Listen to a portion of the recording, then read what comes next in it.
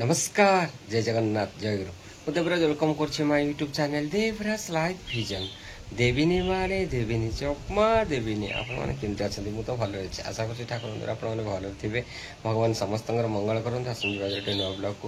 ଆଜିର ନୂଆ ବ୍ଲଗ୍ରେ ଆମେ ଯିବା ଗୋଟେ ବିଶେଷ ସତ୍ସଙ୍ଗ ଯିବା, ଯେଉଁଠିକି ଦେଖିବା ଆମର ଶ୍ରଦ୍ଧେୟ କାହାର ଆଜି ଦେଖିବା ଆମର ଶ୍ରଦ୍ଧେୟ ଜେପି ଭାଇଙ୍କର ଗୋଟେ ବହୁତ ସୁନ୍ଦର ଆୟୋଜନ। ଆପଣମାନଙ୍କୁ କେମିତି କ'ଣ ଲାଗୁଛି ନିଶ୍ଚୟ କମେଣ୍ଟ କରିତେ ଜଣାଇବେ। ଆଉ ଡେରି କରିବେନି, ଆସନ୍ତୁ ଯିବା ଦେଖିବା ଶ୍ରଦ୍ଧେୟ ଜେପି ଭାଇଙ୍କର ଗୋଟେ ବହୁତ ସୁନ୍ଦର ଆୟୋଜନ।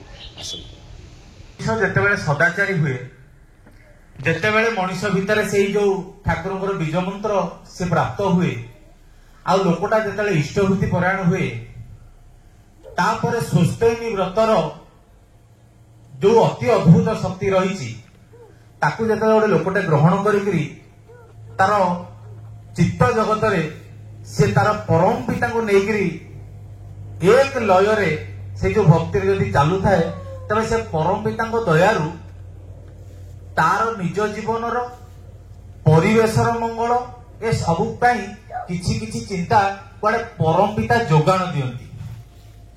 ଆଉ ସେଇ ଯୋଗାଣ ଦେବା ଭିତରେ ଯଦି ଆମେ ମାନେ ତାଙ୍କ ସହିତ ଏକ ତାନରେ ଟ୍ୟୁନ୍ଡ ହେଇକି ଥାଉ, ଠାକୁରଙ୍କର ଲାଇନ ଏଇ ଟ୍ୟୁନ୍ଡ ହେଇଥିବା ଲୋକଟା ହିଁ ଜାଣିପାରେ ଯେ ସେଇଟା ହଉଛି ଶୁଭ ଚିନ୍ତା, ଆଉ ତାକୁ କାର୍ଯ୍ୟରେ ପରିଣତ କରିବାକୁ ଯାଇକରି ଯୋଉ ମଙ୍ଗଳଟା ତାର ଏବଂ ପରିବେଶର ହବା କଥା ତା ହେଇ ଚାଲେ। ମୁଁ ଶୁଣିଛି, ମୁଁ ତ ଜାଣିନି, ଆମର କିଶୋର ସାର୍ ଅଛନ୍ତି ଏଠି, ମଙ୍ଗା ସାର୍ ଅଛନ୍ତି, ପୁଇନ ଭାଇ ଆମ ପାଖରେ ଅଛନ୍ତି।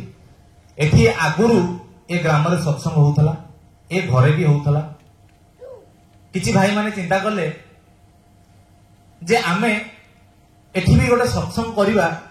ଅନେକ ଆଖପାଖରେ ସବୁ ଦୀକ୍ଷିତ ଭାଇ ମା ମାନେ ରହିଛନ୍ତି, ଏଠୁ ଯୋଉମାନେ ପାଠ ପଢୁଛନ୍ତି ଏଠି ମଧ୍ୟ କିଛି ଛାତ୍ରଛାତ୍ରୀ ରହିଛନ୍ତି। ପ୍ରତ୍ୟେକ ଲୋକ ଜୀବନରେ ପରମ ପିତାଙ୍କର ଡାକଟା ଯାହା, ସେ ଆହ୍ୱାନଟା ଯାହା, କେମିତି ସେଇଟା ତାଙ୍କ ପାଖରେ ପହଞ୍ଚିବ, ସମସ୍ତେ କେମିତି ଜାଣିବେ, ଏଇ ପ୍ରକାର ଗୋଟେ ଶୁଭ ଚିନ୍ତା ନେଇକରି ଯେତେବେଳେ ଏକତ୍ରିତ ହୁଅନ୍ତି, ସେଇ ଶୁଭ ଚିନ୍ତା ଆଣିକି ଆଜି ଆମେ ସମସ୍ତଙ୍କୁ ଏକାଠି କରିକି ଗୋଟେ ବିଶେଷ ସତ୍ସଙ୍ଗର ଆୟୋଜନ କରି ତୋଳିଲା। ଆଉ କିଏ ଜାଣେ ଠାକୁରଙ୍କର ପରଶଟା କାହା ପାଖରେ କେମିତି ପହଞ୍ଚିବ, କି ପହଞ୍ଚି ସାରିବଣି, କି ସଲା ପରେ ପ୍ରସାଦ ନବା ପରେ ପହଞ୍ଚିବ, କଣ କେମିତି ପରିପୂରିତ ଠାକୁର କରନ୍ତି, ତା ମଣିଷଟା ଜାଣିପାରେନି। ପ୍ରତ୍ୟେକ ଲୋକ ଭିତରେ ଅଭାବ ରହିଛି।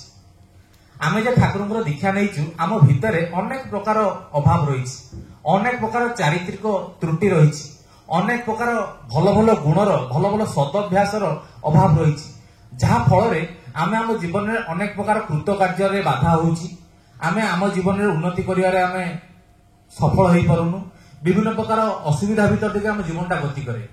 ଠାକୁର କହୁଛନ୍ତି ମଣିଷର ଜୀବନରେ ବିଭିନ୍ନ ପ୍ରକାର ଛିଦ୍ର ଥାଏ ସମସ୍ୟା ଆସିବା ପାଇଁ।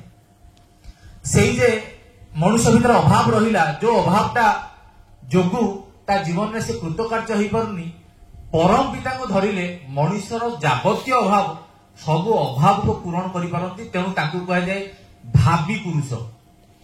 ଯାହାଙ୍କ ଦୀକ୍ଷା ଭିତରେ, ଯାହାଙ୍କୁ ଗୁରୁ ରୂପେ ଗ୍ରହଣ କରିବା ଭିତରେ ମଣିଷ ଜୀବନର ଯେତେ ଅଭାବ, ସବୁ ଅଭାବକୁ ପରିପୂରିତ କରିପାରନ୍ତି ବୋଲି ତାଙ୍କୁ ପୁରୁଷୋତ୍ତମ ବୋଲି କୁହାଯାଏ। ପୁରୁଷୋତ୍ତମ ଶବ୍ଦର ଅର୍ଥଟା ସିଏ କହିଲେ ସର୍ବୋତ୍ତମ ପୂରଣ ସ୍ୱଭାବ ସମ୍ପନ୍ନ ବ୍ୟକ୍ତିତ୍ୱ ଯିଏ, ସିଏ ହଉଛନ୍ତି ପୁରୁଷୋତ୍ତମ। ପୁରୁଷଟା ପୂରଣ କରେ, ପୁଣି ଏ ପୁରୁଷ ମାନଙ୍କ ଭିତରେ ସର୍ବୋତ୍ତମ ପୂରଣ ସ୍ୱଭାବ ସମ୍ପନ୍ନ ବ୍ୟକ୍ତିତ୍ୱ ସେ ହଉଛନ୍ତି ପୁରୁଷୋତ୍ତମ। ଠାକୁରଙ୍କ ପାଖରେ ଗ୍ରେଟ୍ ମ୍ୟାଜିସିଆନ, ଭାରତରେ ତାଙ୍କର ଅନେକ ନାଁ ରହିଛି। ନାଁ ହଉଛି ତାଙ୍କର ପିସି ସରକାର। ଆମେ ଯେ ଠାକୁରଙ୍କ ଦୀକ୍ଷା ନେଲା ବେଳେ ଯୋଉ ଚକ୍ରଫଟ ଆମକୁ ଦିଆଯାଇଛି ଧ୍ୟାନ କରିବା ପାଇଁ, ସେଇ ଚକ୍ରଫଟର ପ୍ରବର୍ତ୍ତନ ମଧ୍ୟ ଏଇ ପିସି ସରକାର କରିଥିଲେ। ସେ ଠାକୁରଙ୍କ ପାଖରେ ବସିକିରି ଯେତେବେଳେ କିଛି ସମୟ ସାନ୍ନିଧ୍ୟ କରିଛନ୍ତି, ଆଶ୍ରମ ବୁଲିଛନ୍ତି, ସେ ଦେଖନ୍ତି ଯେ ଠାକୁରଙ୍କୁ କେତେ ଲୋକ ଭଲ ନ ପାଆନ୍ତି। ଆଜି ଯେମିତି ଆମେ ଏଠି ଜାଗାରେ କିଛି ଲୋକ ବସିଛେ, ତ ଠାକୁର ଅଛନ୍ତି, ଆଶ୍ରମରେ ଥିବେ, କେତେ ଲୋକ ସେ ଠାକୁରଙ୍କୁ, ମାନେ ରାସ୍ତାରେ ଚାଲି ଯାଉଥିବା ଲୋକ ବି ସେ ଟିକେ ଆଶ୍ରମରେ ଆସିକି ମାନେ ଠାକୁରଙ୍କୁ ଟିକେ ପ୍ରଣାମ କରିକି ଚାଲିଯାଏ। ଠାକୁର ହଉଛନ୍ତି ମଣିଷ ଜୀବନର ମଉଡମଣି। ଆଉ ଠାକୁର ନିଜେ ଥିଲେ କୋଉ ପ୍ରକାର ଭାବରେ ପରିପୂରିତ ହଉଥିବେ ଲୋକ, କେମିତି କଣ, ତାର ତ ଅନେକ ଅସଂଖ୍ୟ ଘଟଣା। ସତ୍ସଙ୍ଗର ପ୍ରତି ସତ୍ସଙ୍ଗରେ ଯିଏ ଯାଜନ କରନ୍ତି, ତାଙ୍କ ଭିତରୁ ଅଜସ୍ର ସବୁ କଥା ଗୁଡାକ ଯାହା ସବୁ ଠାକୁରଙ୍କର किए सब रक्षा पाई किए सब उपकृत होती केमती विभिन्न ग्रह दशा रक्षा पाई तार विभिन्न घटना आलोचना करा जाए। तेरे पीसी सरकार ठाकुर को जाकि पचारे जे ठाकुर आपण एमती कौन जादू जानी जो जादू बल एते एते लोक आपण को भल पाते कारण प्रत्येक तुंडरे गोटे ना से होचंदी ठाकुर। ठाकुर तांकू कहिबे तबे से आनंद बजार रे गोटे व्यक्ति अछि आ तार पाखकू जाइकरी एई प्रश्नर उत्तरटा तुमे बुझी नियो। सेतेबेले ठाकुर कहिथिबा व्यक्ति को पाखकू एई पीसी सरकार जिबे जाई जेता देखिबे तांको परिचय पाइबे से देखिबे गोटे दाढ़ी रखिथिबा विराट विशालकाय चेहरा रखिथिबा जने व्यक्ति जे गोटे हाथ रे बाल्टी धरिचंदी गोटे हाथ रे डंकी धरिचंदी आउ आनंद बजार रे परिवेषण करूचंदी।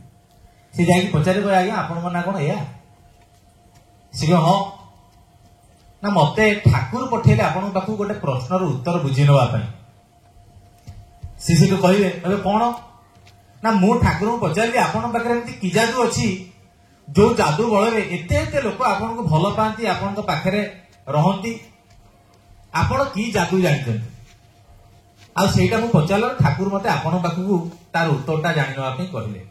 से व्यक्ति जे बाल्टी धरथिले बाल्टीटा को दुमकिन कच्ची देकरी से डब्बीटा ता भीतर पुरै देकरी कहले ए हाथ दीटा को टिके देखो ए हाथ देखि परछो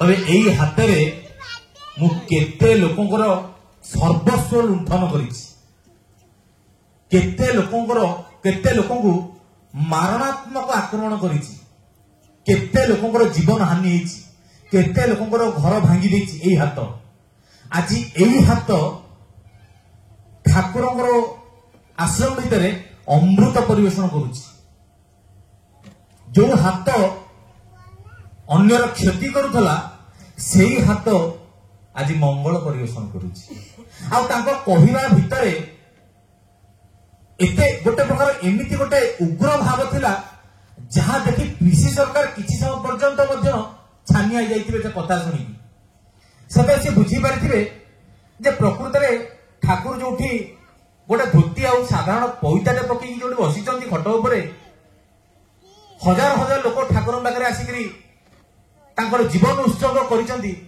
प्रकृत रे पांती कोन पांती से एमिति पाइबा जो पाइबाटा को अनेके तो कहि पारंती अनेके प्रकाश मध्य न करि पारंती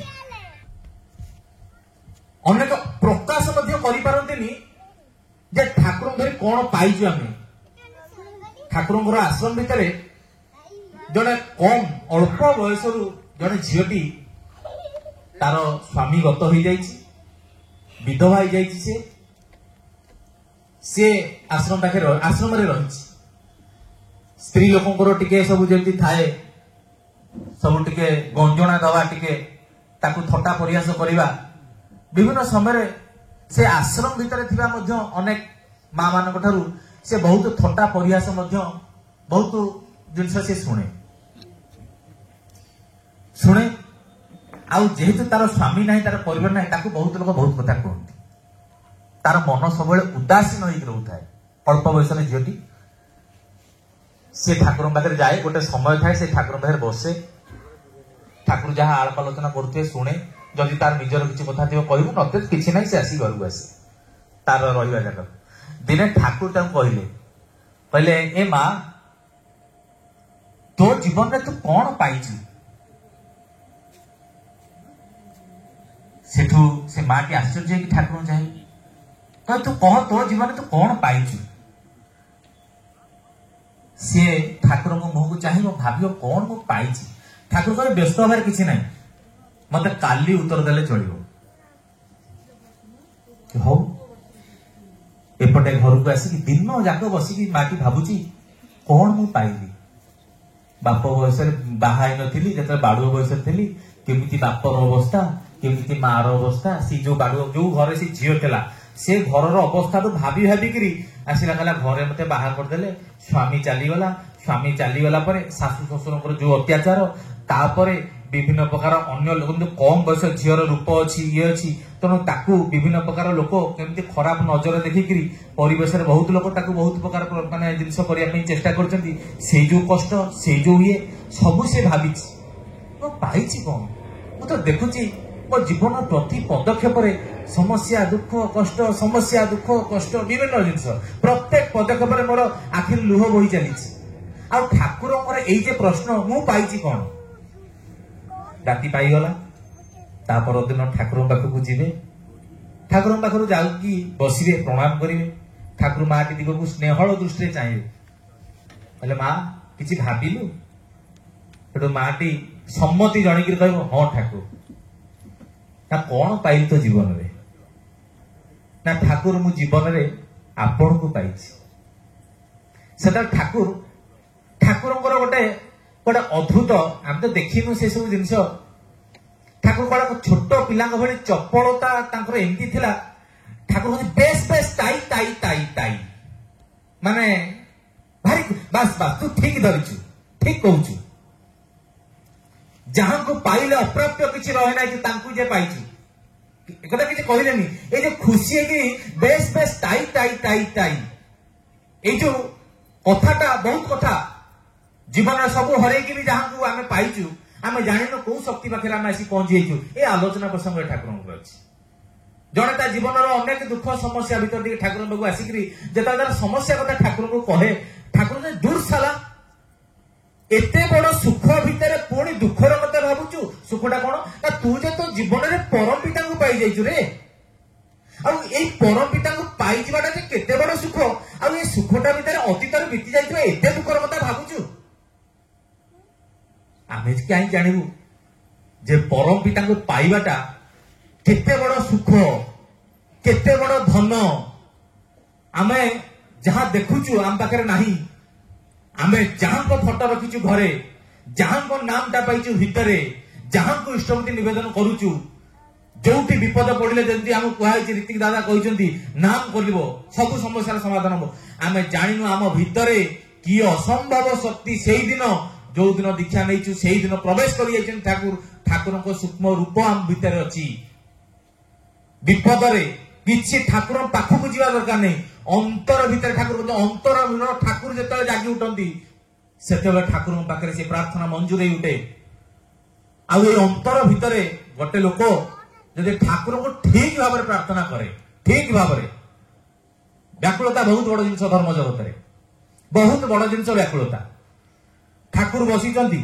अनेक भक्त शिष्य अच्छा केष्ट प्रसन्न भट्टाचार्य ठाकुर पाखे जे नियत पाखे ठाकुर कथा गुड़िक सब जहाँ कहते लेखि रखती हठात गोटे विषय नहीं आलोचना चली आलोचना एक प्रकार है ठाकुर से आलोचनार सुरे अनेक कथा कही चली हठात कहीकि ठाकुर हाथ को जो भंगी कहते से भंगी रही अन्य मनस्क हो गले केष्टदा चाहते ठाकुर को केष्टदा कहते ठाकुर ठाकुर किसी कहूना ठाकुर एक बार निश्चल ठाकुर ठाकुर किसी कहूना ठाकुर डाकुचंती किसी कहूना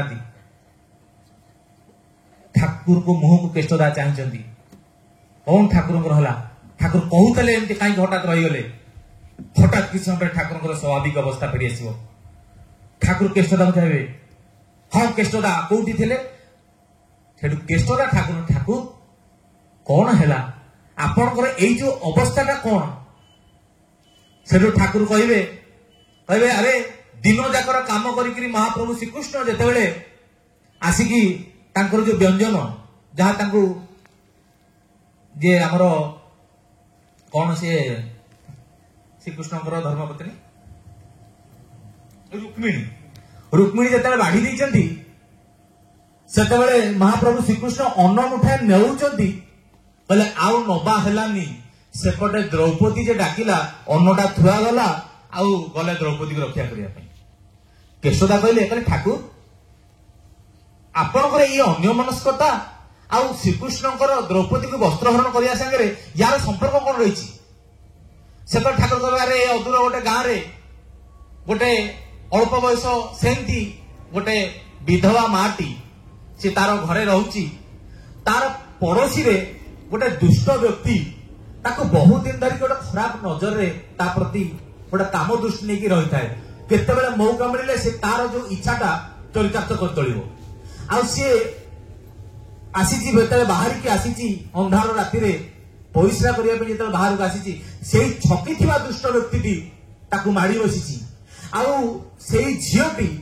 व्याकुल होकर से सत्संगी थिला माटी दीक्षिता थिला से व्याकुल होकर ठाकुर को दयाल दयाल हे प्रभु मते बंचा बंचा कह बहुत जोरे चित्कार करी से चित्कार ठाकुर पाखे आसी पहुंची ठाकुर कहले मु दौड़ी चली गली ता पाखु ठेंगाटा धरिकी आउ देखिली गोटे फ्रेंड्स कोड गाड़ी रखी गोल्डन चश्मा पिंधि देहरे गोटे साल घोड़ी जेमती से मत देखला दौड़ी चलीगला पछरे गोड़ेली बाड़ी में मारिया उद्यक्त होती से माड़टी तादे बाजिनी से पाचिरी डे चलीगला ता देहर जो घोड़ी होता जो सालटी से चदरटी लगिगला गोटे गछरे चपल हले छाड़ीगला पाचिरी तार चश्मा फोपाड़ी पाचिरी डे चलीगला केष्टदा भारी चतुर लोक थे केशवदा ठाकुर कथा शुणिले डायरी रे टिपिकी लिखिले दिन समय यही समय घटना ठाकुर कहले मेंशन कर रखिले ता भितर किछि दिन बीती गलानी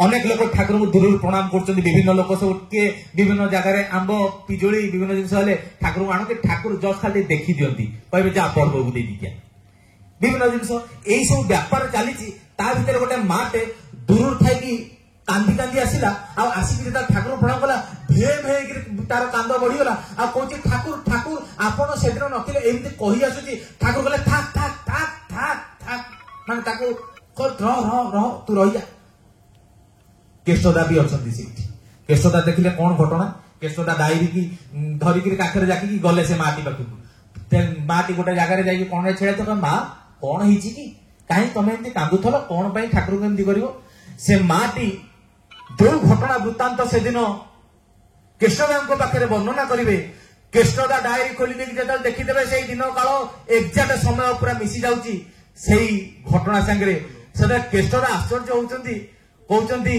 जे ठाकुर पाखे एक जगह बसिकी जो अन्यत्र लीला करी से हिरण्य गर्भ पुरुष जी जगत को ले आसिक साधारण मनुष्य भितर लीलाटा घटे समस्त संतान गण को रक्षा कर दायित्व नहीं दीक्षा माध्यम नाम माध्यम इष्टवृत्ति माध्यम बुझिया को बाकी रहुनी जे ठाकुर पाखे मनुष्यटा जो व्याकुलता ये निर्भरता जदि रखे तेरे ठाकुर पाखे से ठाकुर शक्तिटा को गोटे लोक अनुभव कर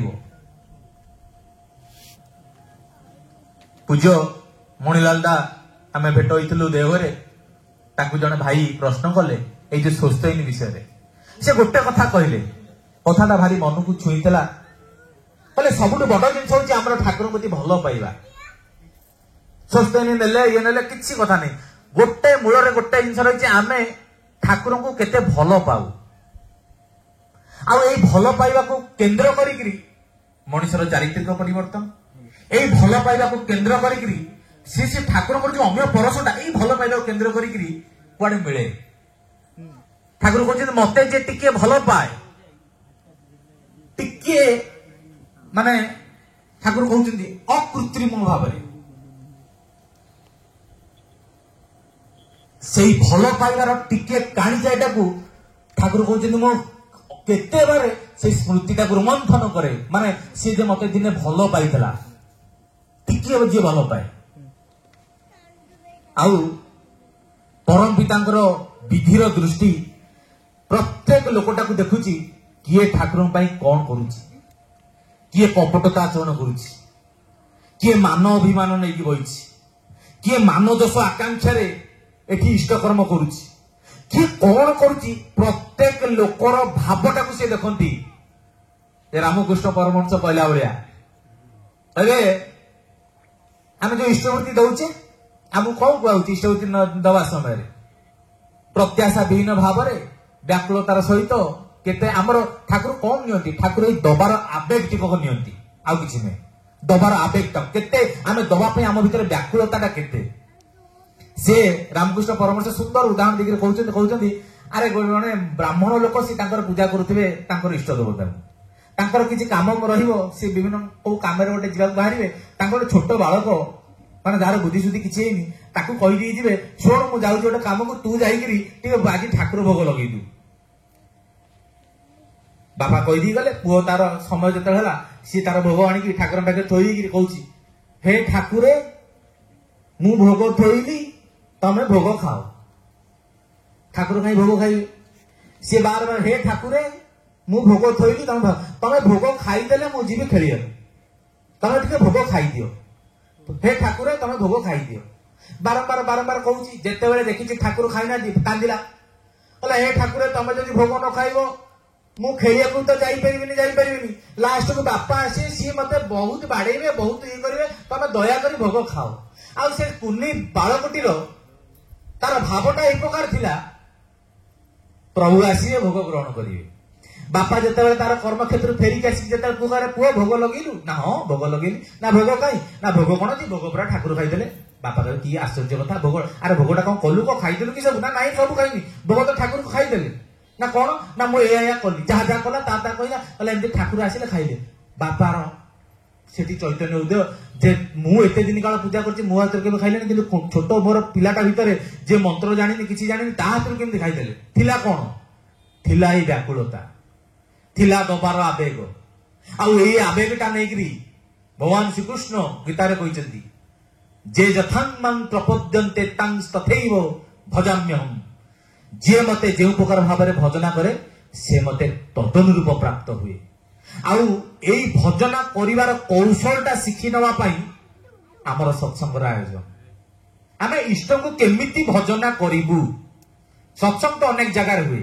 ଇଏ ସତ୍ସଙ୍ଗ ଭଜନ କୀର୍ତ୍ତନ ଖାଇବା ପିଇବା ଜଣେ ଛିଡାଇକି ଭାଷଣ ମାରିବା ଏଗୁଡା କିଛି କଥା ନୁହଁ। କଥାଟା ଆରମ୍ଭ ହବ ସେଇଦିନ ଯୋଉଦିନ ସତ୍ୟାଂଶ ବାଣୀଟି ଖୋଲା ହବ।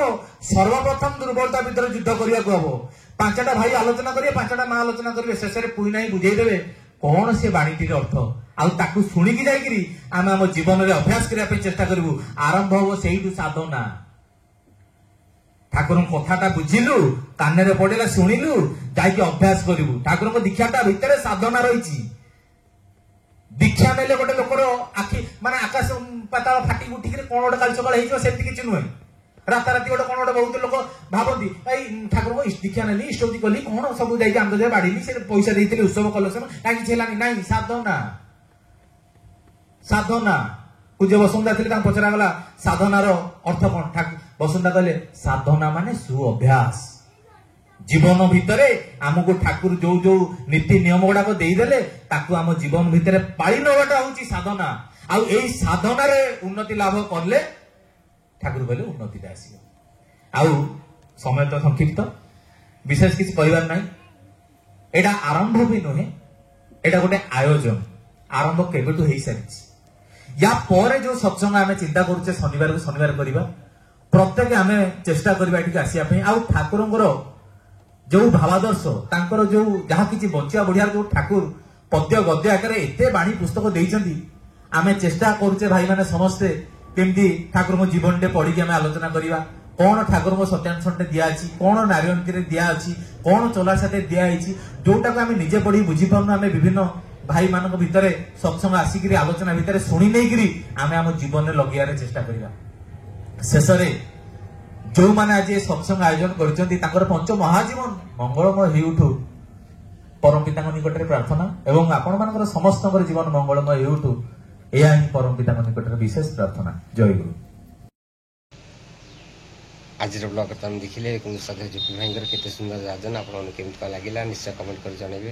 ପୁଣି ଦେଖା ଗୋଟେ ନୂଆ ବ୍ଲଗରେ ରହୁଛି। ଆପଣମାନଙ୍କୁ ନମସ୍କାର, ଜୟ ଜଗନ୍ନାଥ, ଜୟ ଗୁରୁ।